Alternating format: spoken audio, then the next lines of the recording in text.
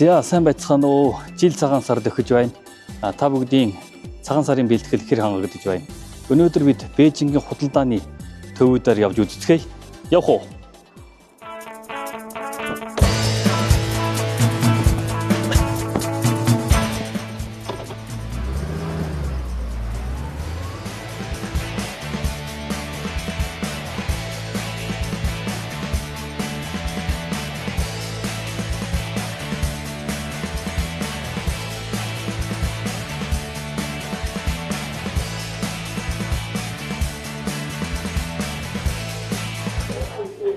За икад ирчгээд байна.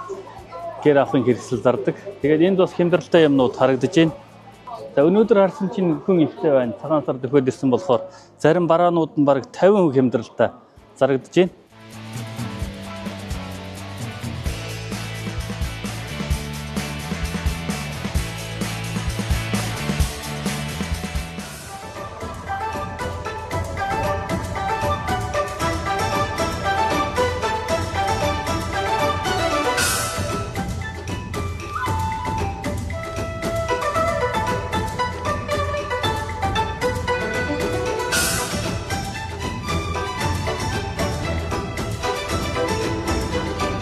За эндээс та бүхэн одоо цагаан сарын уур амьсгал өнөрөтгөн байгааг харж байгаа бах.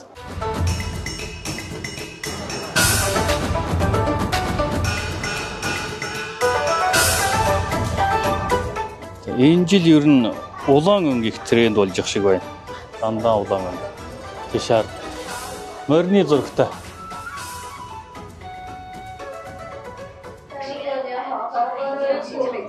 За энэ ямар байна? Оо энэ өвдөн төлөй сайхан дулаах юм биш үү?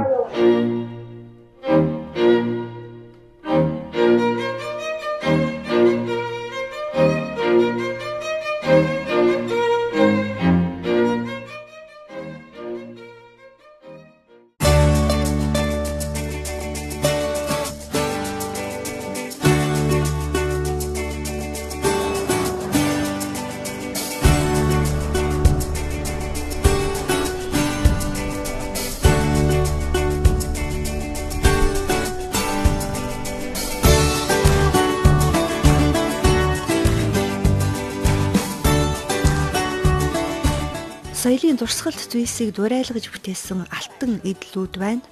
Хамгийн онцлогтой нь энэ. Өвөр Монголын Улаанхатаас олдсон хаш луу.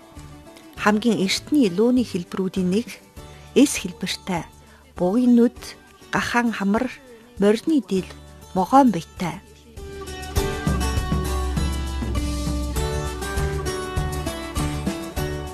Энэ нь Говшан 8 юм уу? Тий.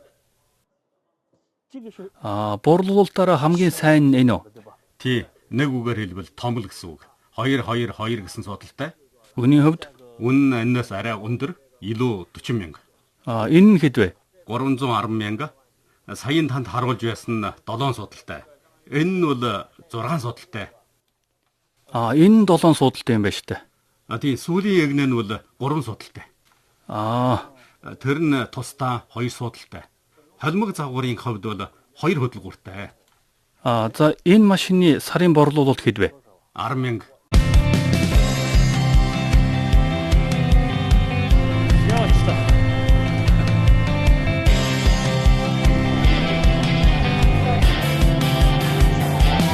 За харда үнгүй амтлага талхны дэлгүүрээс. Яа гоё харагдаж штэ. Энэ жилийн хувьд Хятад Монгол хоёр орны цагаан сар ганц өдөр зорж байна. Ер нь цагаан сараа хүлээж байгаа хүмүүсийн хувьд бол сэтгэл адилхан байх гэж бодож байна.